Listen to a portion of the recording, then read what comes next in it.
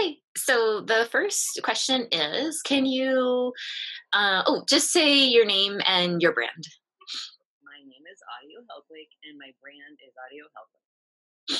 And can you briefly tell me about your background? Like, where did you grow up? Where have you lived? So I grew up in the Midwest. My family moved quite a bit, but I've always lived in like Nebraska and Iowa for one summer. The queer glow of Minneapolis called to me, so I've lived there a little bit. But right now I live in Omaha. I've lived here about 8 years. Me and my partner have a house here. We really like it here. I actually like to call it Omaha, but everyone does. And then, can you tell me about your educational background? It could be formal education, informal education experiences. Sure. I graduated high school at a public school, and I went to the University of Nebraska in Lincoln. And I was undeclared my freshman year because I really wanted to do art management, but they didn't have a degree that was specific to art management. So I was trying to figure out how to kind of navigate different disciplines to make it what I wanted. And then my freshman year, I visited this textile fashion art gallery on campus and totally connected with it. Just who wants to manage artists? I want to do that. And so I basically declared my major that day. So I have a bachelor's of science in textile and apparel design. I have a minor in studio art, and I also have a minor in so it's not like the most well-rounded areas, but it's definitely really rounded, perfect for what I want. Yeah. And what was the last minor? I couldn't hear that part. Entomology, insect science. Cool. And then, can you then tell me about your work history? Like, what have you done, and how to kind of briefly any other work that you've done or what you kind of do? Yeah. So since I graduated college, I've always worked in theater. I got a work study job because I knew how to sew at that point, working in my theater department's costume shop. When I graduated, I managed a costume shop. I've done freelance and commission work for theater, like bands and different performance gear for auditions, and whatever people need. I've done it basically.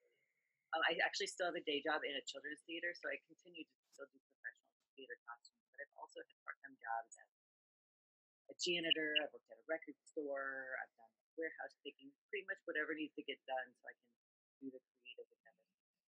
Hmm. And then, which terms do you use to describe your gender identity? I usually say I'm non-binary or genderqueer, gender fluid, gender. All of these apply to me. Um, if I'm talking to like a cisgender, like heteronormative person who just doesn't get it, because if I say I'm femme presenting but masculine leaning, non-binary queer person, I think their brain kind of explodes. Where all those words make sense to me because I'm in the community, I'm around it. But then I just kind of shout, I'm not a girl, I'm not a girl, until they walk away because they'll never get it. Right, right. So And then, sorry, what was the last part? non-binary works for me. And then, which gender pronouns do you use? I use she, him, his. Hmm. And then, what can you describe your personal clothing style? Sure. I like to say I'm an introvert with an extroverted wardrobe. I think my style presents itself bigger than my personality sometimes. I do have a strong personality, but I'm really reserved in social settings. But my outfits, people flock to me. I like to do over the top accessories, like just keep piling it on. That's kind of my motto. Is more. Hmm. And then, do you wear any of the products that you make? I do like to wear my own products. I wear chokers and necklaces that I make almost every day. I'm wearing them today. And then when I'm feeling really fancy, I make leather harnesses. Hmm. And then, so now just kind of thinking about the start of your um, company. So, when did you begin thinking about starting? So once I graduated college, I had a smidge more time than normal because I wasn't in so many design classes. And so I was making things at the same rate as I was in school, and I didn't know what to do with all these things I made. So I started selling on different platforms like craft shows, and Etsy was a big one. So after college, I started making and selling items, and it wasn't super focused. It was more like I picked up yarn and made a hat, and sold the hat.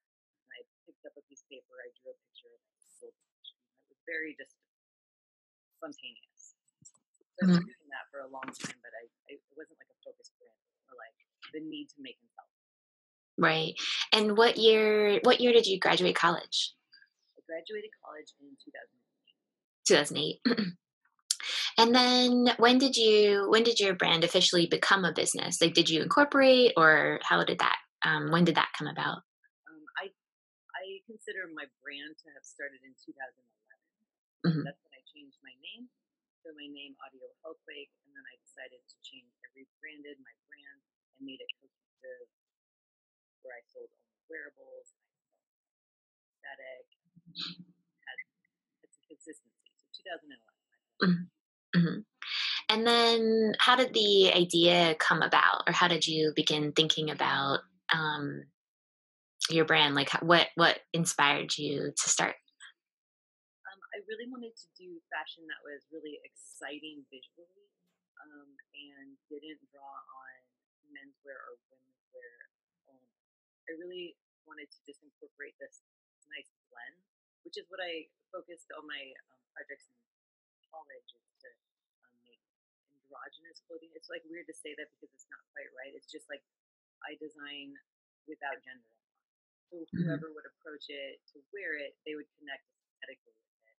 So that's why I wanted to make my brand. It's just I wanted to focus on like the visuals because I already know how to pattern and so like I had that under my belt already, but I wanted to like work on making really exciting visuals that I could put on a runway and it would show production. I work in theater, so like I know dramatics. I love the dramatic part of the stage part.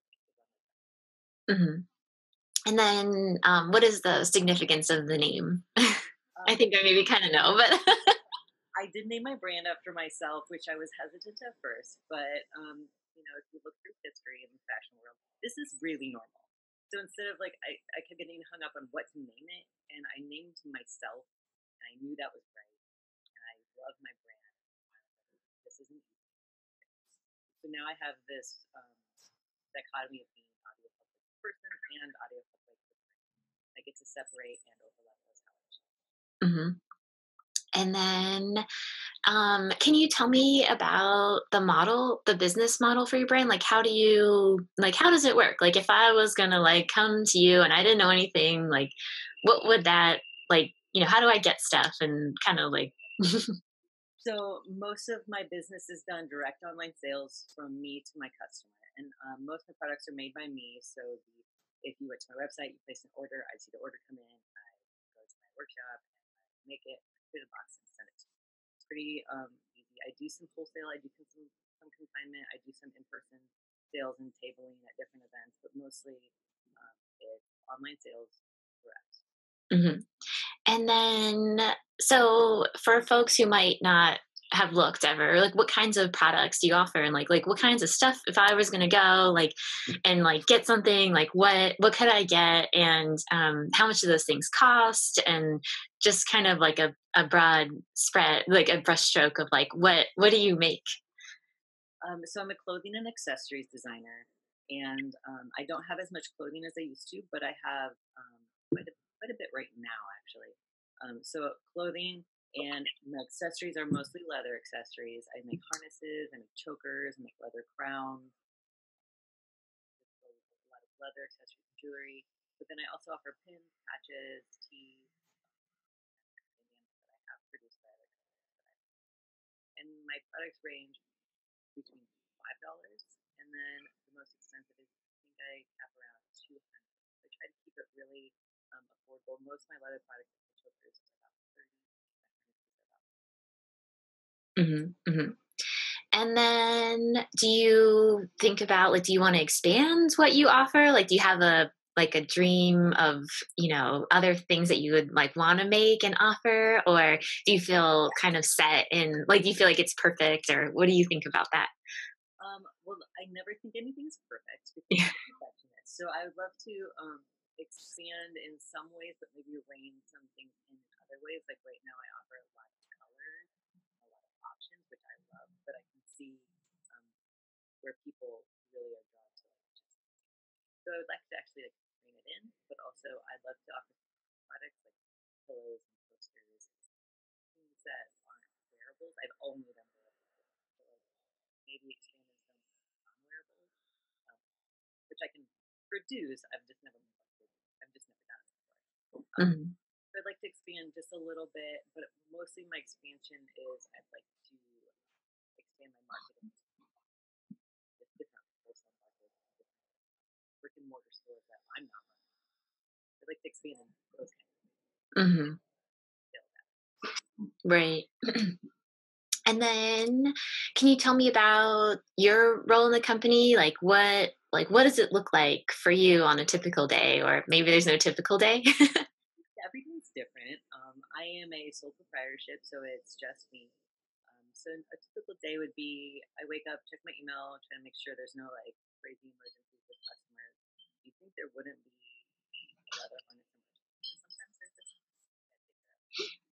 So I check my email, and then I like to do in the morning maybe some prototyping, working on samples and like new products. So it's a while to get perfect.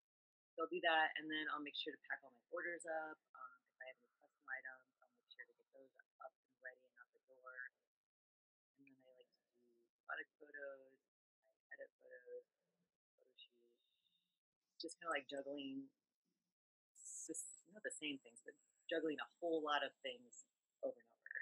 Right.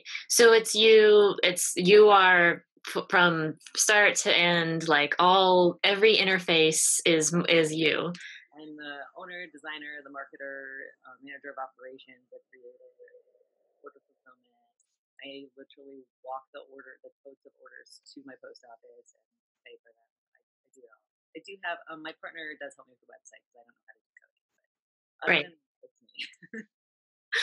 me.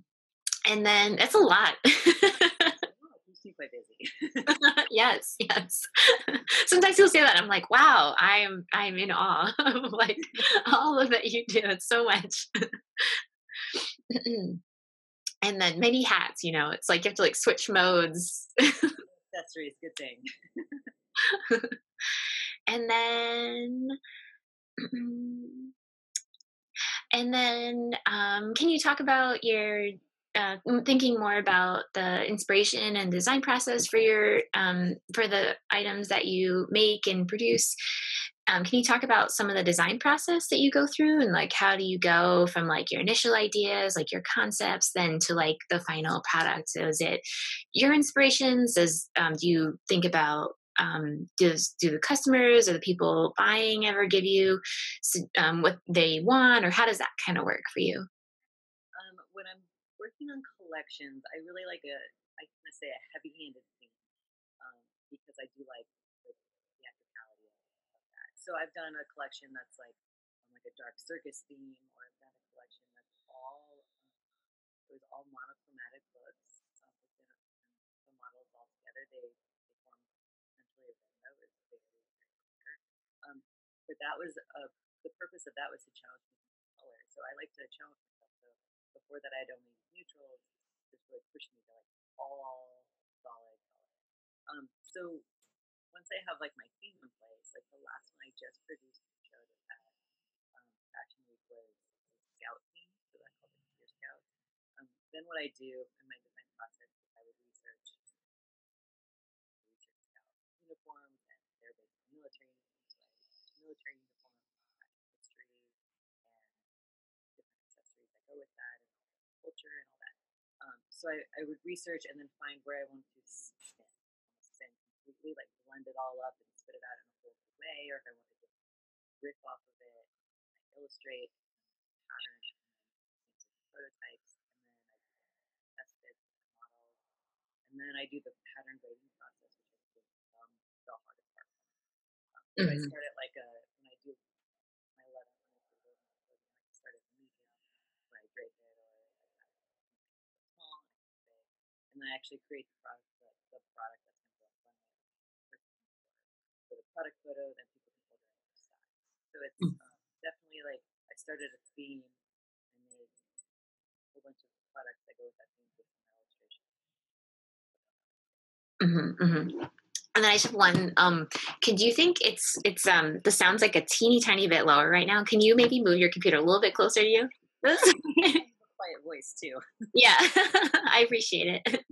Okay, and then Then, um, so where do you typically get materials from? Do you source them locally? You don't have to give specifics, but do you, is there something about materials that you can tell us? Um, yeah, I kind of have a large fabric collection. So a lot of times I can just use the fabric from my collection. If I am doing a piece that's going to be reproduced over and over, I'll have to get it sourced. So my leather comes from a Midwest, like I think it's a family-owned, smallish leather. They're really nice. They've actually taught me a lot about leatherworking over the phone, which I'm not super new to leatherworking, but new enough where that's helpful. Mhm. So it's sourced from different places. Like I get a lot of fabric locally from like fabric exchanges or we have a huge resource in the fabric or the Fashion Institute Midwest. They have a huge resource of fabrics you can just use. So I have that available to me as well. But the leather comes from Midwest. Mhm. And then, can you show us a few pieces from stuff? Sure. I am wearing some, so I can show you those. Can you see Uh huh. the shoulders? Got those Yeah. on. Uh This is huh. my hand harness. This is one of my.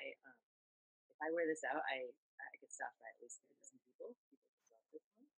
And I have on this little festive. This is around the holidays right now. Little gingerbread. Um, I just saw that online. I thought that was so cute. it's really exciting. So behind me, if you can see that, all right. I have a jacket that's not online. I produced it for it was a portfolio piece. Last year I made it, and it's got these sleeves. And then I also have this harness I made for the 2017 collection. This chain. Cool. And then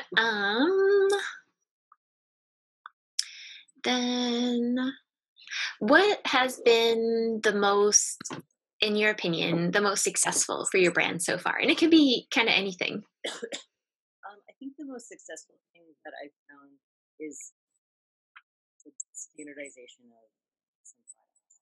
Which, if I had told myself that a couple of years ago, I would have just been like, I'm not doing this. That sounds really. But being able to switch from one of a kind to here's um, here's a choker that literally hundreds of people can buy, and I will be able to reproduce it without having it vary has been the success. The success. And honestly, the little teeny simple chokers is like my bread and butter. Hmm. Hmm. Also, leather suspenders. Just that's like two product lines that I could, if I had to only carry two products, it'd be those two because I can make them. Right now, I've made so many, I can make them in my sleep. I can make them, I can sell them, I can ship them really fast. And they would appeal to a wide-ish range of people. Just the standardization, Hmm. kind of boring and beautiful. And then what are you most proud of so far? I think I'm most proud of. For 2 years, I've shown at the Dapper Q annual Queer Runway event at New York Fashion Week, and to be a fashion designer, like New York Fashion Week, like to be a fashion designer in America, like New York Fashion Week is the place to be. Like that's when people respond. Like even if they don't know about fashion, they know at that level. So that's been really fun, and also to do it in the all queer setting. Right? Just that day is one of my favorite days of the year. Being able to bring in like my queer stylists and photographers and my queer models and just put them on a runway. Hmm. Some people, so Dapper Key is actually really good at making sure people of color. But in other fashion weeks, other fashion settings, that's not always the case. So a lot of people have guilt about their privilege, and I actually, like, of course, I have guilt about my privilege. That's how it works in this country. But I actually love that I can get in the door because I'm a white, educated fashion designer in America. So I'm offered magazine articles, photo shoot spreads, and runway opportunities. I love being able to have the power to be like, this is the body I cast this on this runway, on this cover, whatever, because I get to say like this is beauty, and I love just being able to like throw the door wide open to like this. queer model. This one of my favorite models I work with. She's a fat, trans, black woman. She's so proud of that. I love her. Bow down, you know. So that's one of the things I'm most proud of is being able to use my privilege to kind of bring representation of people unlike me and people like me to the world of nature. Mhm, mhm. And then, what were some initial or were there any initial aspects of starting your brand that kind of surprised you? The thing that surprised me the most, actually, still even today, about working as a fashion designer is no one knows their measurements. That was I couldn't do anything unless it was locally because I'd have to go in and measure someone head to toe because they just didn't know. How do you not know? Like that's a normal thing for me. This is my world. Like of course I know my measurements head to toe. So just realizing that that's not a normal thing for people to realize sounds kind of shocking. Yeah, or they, like, measure, and I'm like, "Are you sure that's right?" I'm like, I don't want to doubt your body because you can have whatever body you Right. want. I know. Does it seem correct? Those I don't know, like, that's like a diagram. I'm like, "Are you sure you want a round?" Like, like, did you, like or they're doing it themselves, and so, like, you can't it's, like, not very good. You should, like, have somebody else do it, It's like I do coach people online how to do their own measurements, but at first I was like, I can't help you then. I just can't. But now I've kind of learned I Yeah. can I can help you through this a little. And then when I taught construction, we did, like I swear we spent, like, a whole week on measuring. I was like, "Y'all are gonna know how to measure." It's like, "You need to we're gonna practice measuring." Like They have no idea. Like if you get this wrong, everything I do is wrong. yes, yes. Even the tiny bit, I'm like, "It has to be really perfect." And then, what do you feel like you have any struggles in relation to the brand? And if yes, like what were or sort of are some of the things that are you view as some of the struggles with continuing? Well, right now I'm kind of at this set point where I'm kind of cruising through like the process I described of like my design process and production, selling, collection, but being the sole producer of the garment is inhibiting growth at the time, and I have like control problems. So moving to production, I'm not even sure if it's what I want to do, but if I wanted to, there's so many gatekeepers before I can get there. So just the struggle I'm having is staying true to my brand, not falling back on one of a kind because I have found that it's like really difficult for me to do at that model, but also not moving into like mass produced fast fashion as a brand, which I did ever land there, but like just finding that middle ground of like money flow and production and the numbers that can go. I'm not Mhm. stuck. And then, what types of feedback do you get in relation to your brand? After runway shows, a lot of the feedback is about my model casting. I hear the comment over and over of, I've never seen someone with my body type on the runway before. Almost in tears because the representation matters, even if it's not within a queer setting. Just someone who's 5'2", even if they're a size 0, 5'2" doesn't get on the runway. I'll put it on the runway. So just that representation of like society with small shapes, that's all great. So that's usually the feedback I get after a runway event. But then if I'm tabling or doing in-person sales or just talking to someone, the feedback I get a lot of time that's good is how affordable my custom leather work is. I'm actually really affordable by the type of successful that I'm also not giving things away. Mhm. Help make them so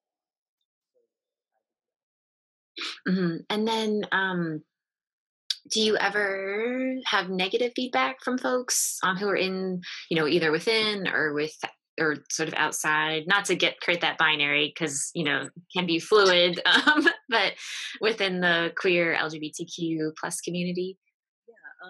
So the feedback I get that from people who are outside the community, outside enough where their only feedback is, I don't even understand what you're doing or who you're doing it for. That feedback, I'm just like, cool, then I'm not doing it for you. Like that doesn't bother me. I get that. I live in the Midwest. I get that all day. It's fine.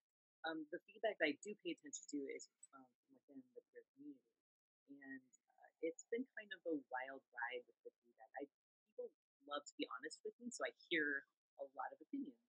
Um, so I'll hear things like, "Oh, your aesthetic is too femme," or "Your aesthetic is femme enough," or "Your brand is too sexual."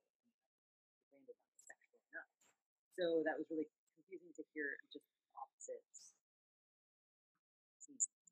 of the same thing. And so it's like I don't know what to do with that. But then I realized this is actually great feedback because all I'm hearing is I'm not the perfect embodiment for that person of what they deem as sweet, and that's perfect. I want that. Like I don't want to be the queer spokesperson in fashion. I don't even want another person to be the. I actually want to flood the industry and be just one voice in like a chamber choir of voices. So I actually like that negative feedback, especially when I get the opposite feedback. Because I know I'm not connecting with everyone on every level. I shouldn't have to. I don't want to. I cannot. But I am connecting with some people. And when I see other queer designers, it's the same way I connect with some things. And some I'm like, I like what you're doing. It's not for me. So the feedback is really, really Mhm. and it's good to know, like, okay, I'm not taking over. I don't need to take over. I can't make everyone happy. But doing what's authentic to me, and the thing that makes the community really strong is that we let each other be very different and unique, but we do it together. And then, do you, can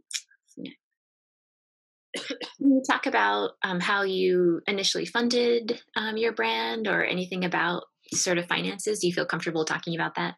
Oh, sure. So I'm self-funded. I started with approximately $0 to start a business, and I just worked. Sorry,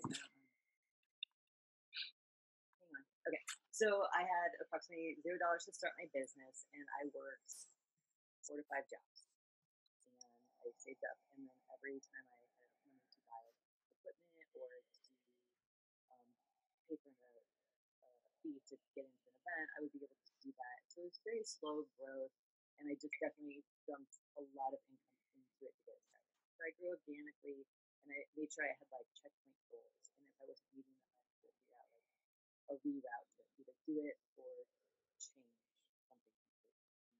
So my 4 goals were to make any money with my business. So I did that a long time ago because at first I was making no money. So I made money at all. My second goal was to break even. So now my business was self-sustaining. I didn't have to dump all that money into it unless I needed to invest. My next checkpoint was to break even and then make money so I could pay myself. And that's where I am right now. I'm paying myself. And then the next one, I want to break even, make money, and then have it be my sole income. And of course, I have a fifth one where, and then I can produce events and sponsor events and become like a community organizer on like a higher fashion level. But right now, I just want it to be my only income. I do have a day job, and I'm pretty open about that. Like, I'm a creative with a day job. I work at Children's Theater by day, and I make kinky leather harnesses for the curtains at night, and it's a great balance. Mhm. And then, those are great goals. I loved that. It's interesting because I feel like, even it reminds me of like Tomboy X, who, they like sponsor and, they're kind of I feel like they it kind of reminds me of their kind of vision. When it comes out, like you'll kind of see that, you know what I mean? It's like they are doing that, right? Like they're sponsoring like large events and like that are queer focused. Yeah. I mean, they're really community support, and not just they don't just make underwear. They're a community support system, and I'd love to be able to be there. So. Hmm. Hmm. And then, can you talk about your consideration of sustainability or ethical business models and like what that kind of means to you in relation to your brand and how you kind of think about that or incorporate those kinds of ideas? I usually hesitate to talk about sustainability or ethics in the industry because I do have a lot of focus on weather, which is just a huge red flag for people. But I can address it in the ways that I've made it feel okay for myself. Um, so the leather industry is bad for the environment. No one's gonna say it's not, but cotton is also terrible for the environment. And it's production of polyester and dyeing any fabric, fashion manufacturing on all levels, maybe manufacturing anyway. It's it's bad for the environment. And what you have to realize is like if you can just find a way to reduce your like where everyone's going to carbon footprint, but if you are just being responsible in your own way, that's like the best. I can't revamp the whole leather, but I do make a high quality product that's going to last. So I do offer faux leather for people who are just against leather, which they can't. That doesn't bother me. But I think the leather lasts longer, so that's my way of being sustainable. Some people can't connect the leather harness analogy because to that other realm. When I talk about high quality, it's about how I would buy shoes. If I buy a high quality leather boot, I mean, I've been wearing these things for 20 years. Or I could buy a cheaper product that is made of faux leather, but it will only last 1 year. So it's like a 20 times rate of success as long as like longevity.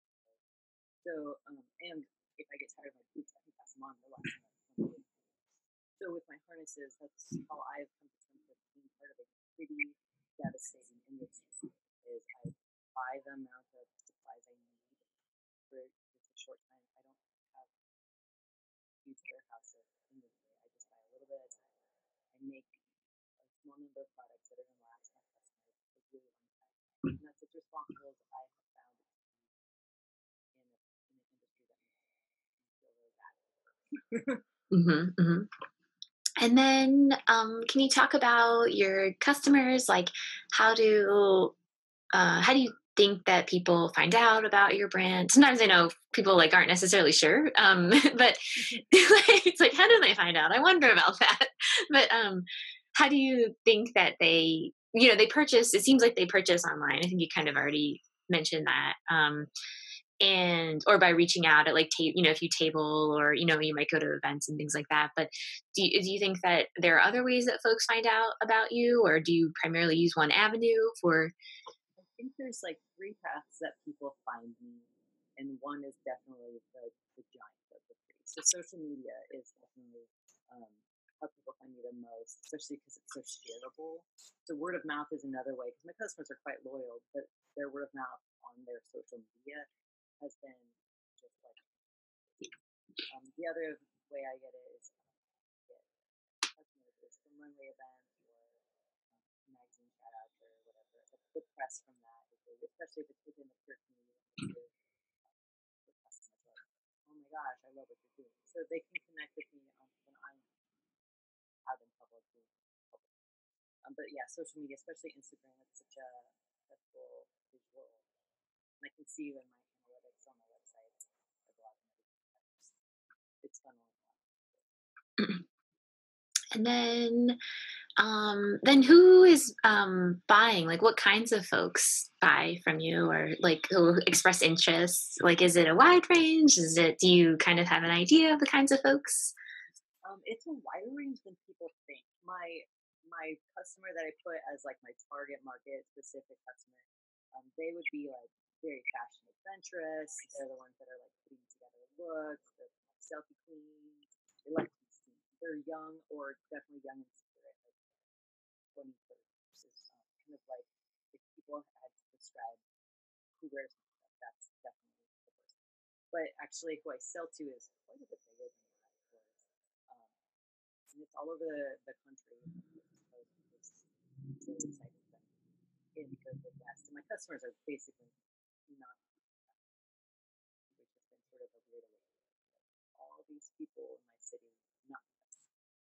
So yeah, the fashion adventurous and a lot of times I don't have really wealthy customers that they save up. They let me know they're saving up.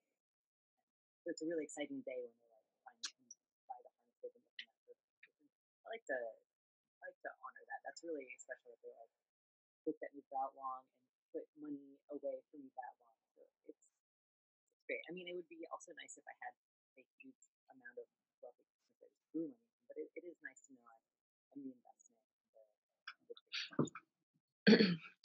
And then, so when people, I'm assuming, when people interact with your brand, it's you, like on social media, like you're interacting like with everybody. The one behind the email, the Facebook comments, the Instagram stories, it's on. Yep. Hmm. I don't do a lot of interacting. I have a store on Etsy, and on Etsy, it's usually like a buy ship sort of interaction. People just happy and that's it. But I also do a lot of with my website and with my long distance customers. I do a lot more interacting, like so message I want to get a harness. I have this event months. Here's a picture of my dress. Here's a picture of my shoes. Here's a practice space I've done. Here's the wig I'm going to wear. I have a lot of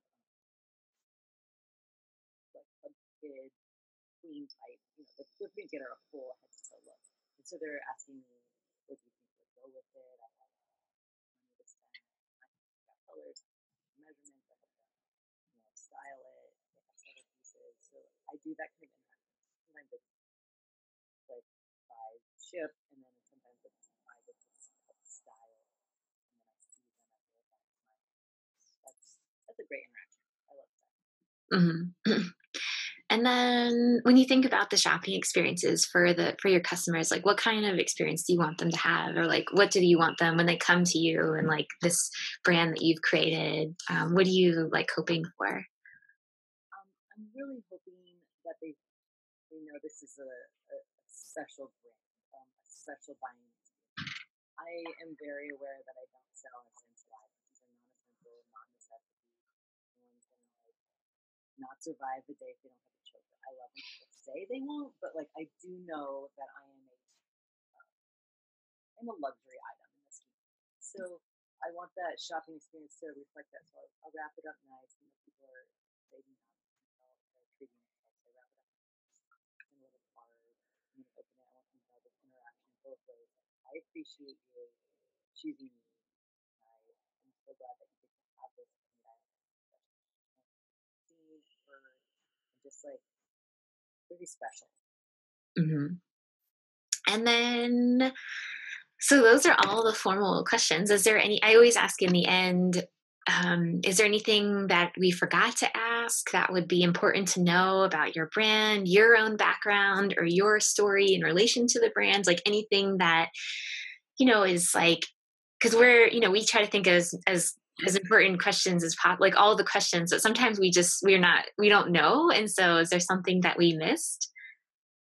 I don't think so. I mean, probably because I have a lot of words in me, but I can't think of any specific ones.